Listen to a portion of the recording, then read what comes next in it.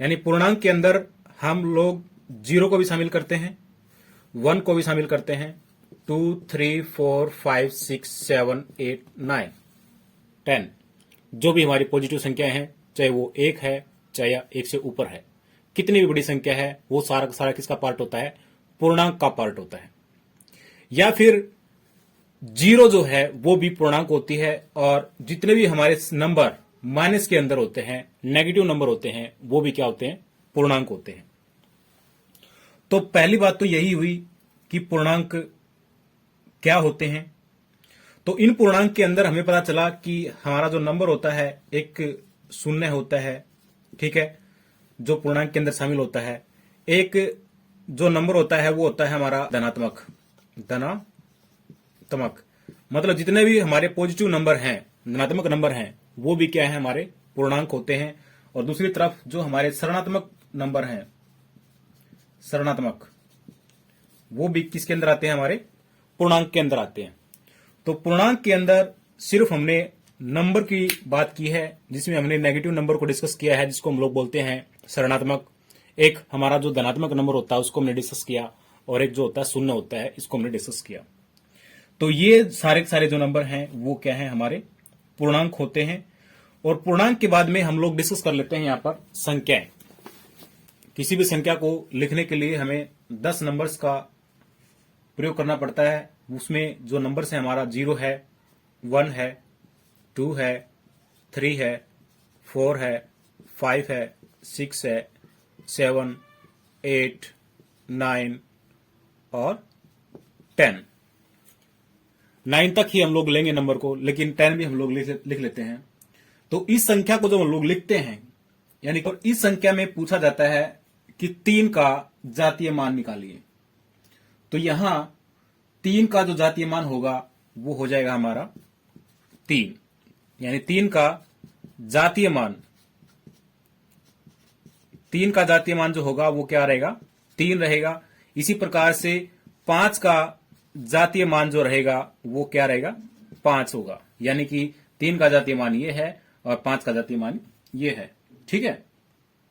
यहां पर मैं बताना चाहूंगा कि किसी दी गई संख्या में किसी अंक का जब जातीय मान की बात करते हैं तो उसका अपना मान होता है।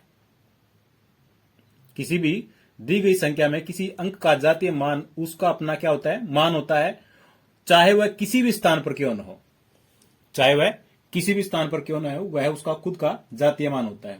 तो ये तो होता है हमारा जातीय मान। दूसरा होता है हमारा स्थानीय मान। पहली बात की हमने जातीय मान की, और इसी प्रकार से एक होता है हमारा स्थानीय मान।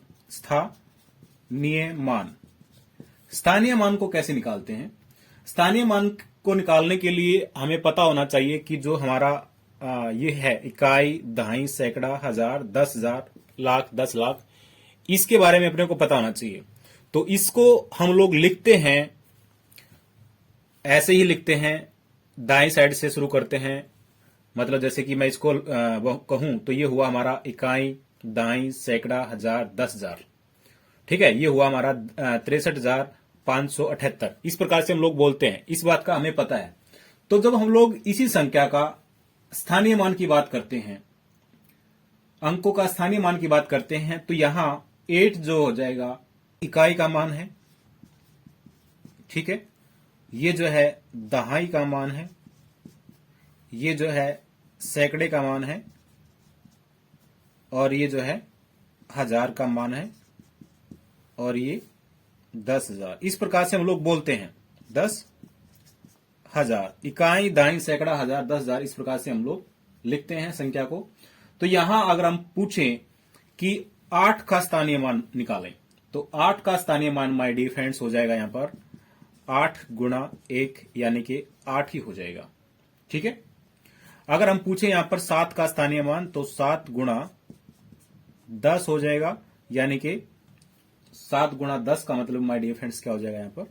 7 गुणा 10, इसका मतलब हो जाएगा यहां पर 70। और 5 का स्थानीय मान की बात करें तो 5 का स्थानीय मान हो जाएगा माय डियर फ्रेंड्स 5 गुणा 100, दैट मीन्स क्या कि 500। 5 का स्थानीय मान हो जाएगा। और इसी प्रकार से 3 का स्थानीय मान हो जाएगा वो 3 गुणा 1000, इसका मतलब हो जाएगा 3000। तो यहां हम लोग जो स्थानीय मान की बात करते हैं तो वो देखते हैं, उसके अंदर हम लोग इकाई का अंक है, दहाई का अंक है, सैकड़े का अंक है, या फिर 1000 का अंक है, या फिर 10,000 का अंक है। तो जो भी वो अंक होता है उसके साथ हम लोग उस नंबर को गुणा कर देते हैं। ठीक है, इकाई का अंक होता है तो उसको इकाई से गुणा कर देते हैं, दहाई का अंक होता है तो दहाई से गुणा कर देते हैं, और सैकड़े का अंक होता है तो सैकड़े से गुणा कर देते हैं, और 1000 का अंक होता है तो 1000 से गुणा कर देते हैं, और 10,000 का अगर अंक होता है तो उससे किससे कर देते हैं, 10,000 से गुणा कर देते हैं। तो इस प्रकार से हम लोग निकालते हैं यहां पर स्थानीय मान। स्थानीय मान अलग होता है और जातीय मान जो होता है अलग होता है। जातीय मान माय डिफरेंस किसी भी संख्या का वह खुद जो अंक होता है, उसका खुद का जो अंक होता है वही होता है उसका स्थानीय मान और जातीय मान।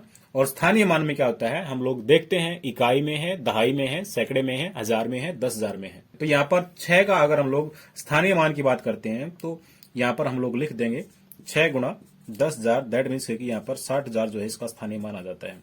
ठीक है, इस प्रकार से 60,000 जो इसका मान आ जाएगा स्थानीय मान।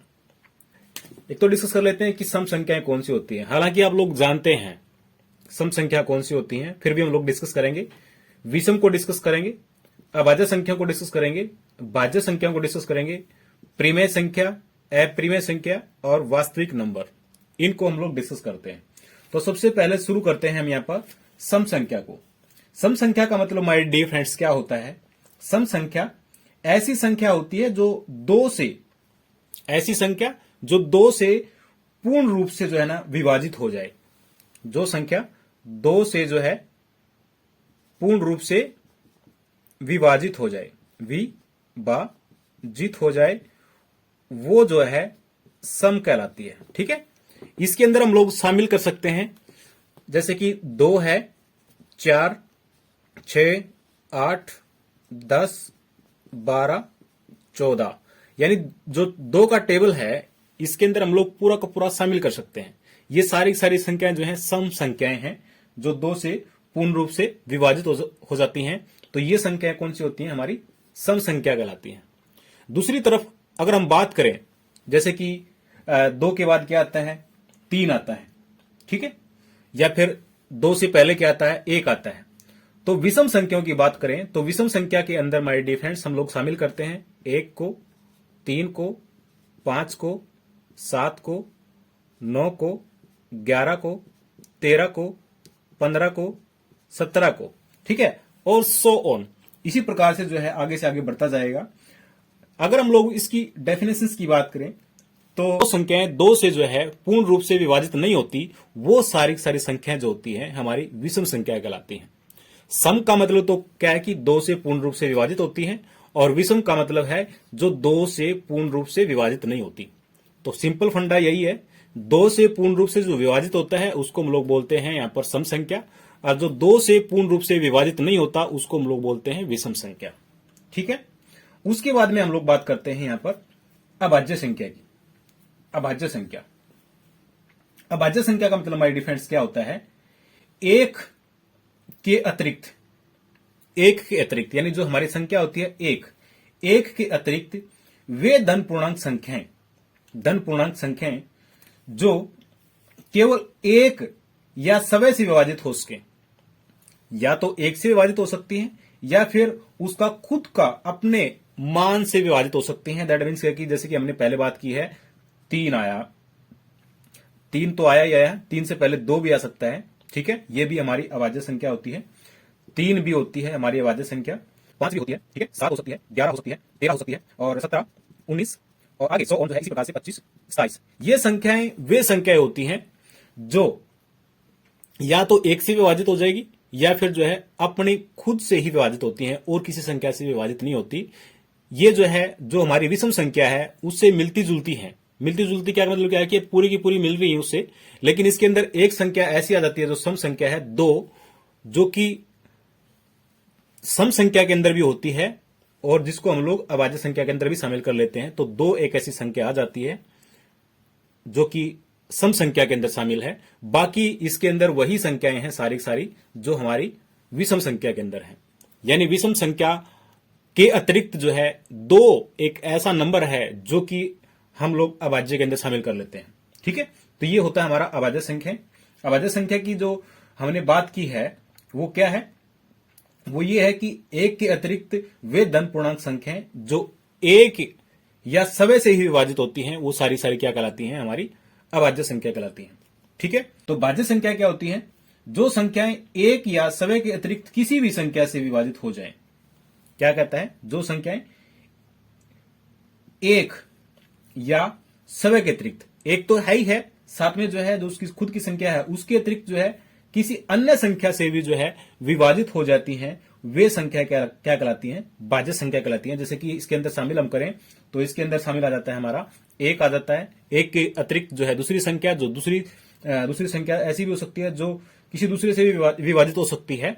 जैसे कि वो आ जाएगी इसके अंदर हमारी 4 आ जाएगी, ठीक है, 6 आ जाएगी, 8 आ जाएगी, 9 आ जाएगी, 10 आ जाएगी, 12 आ जाएगी, 14 आ जाएगी और 15 आ जाएगी।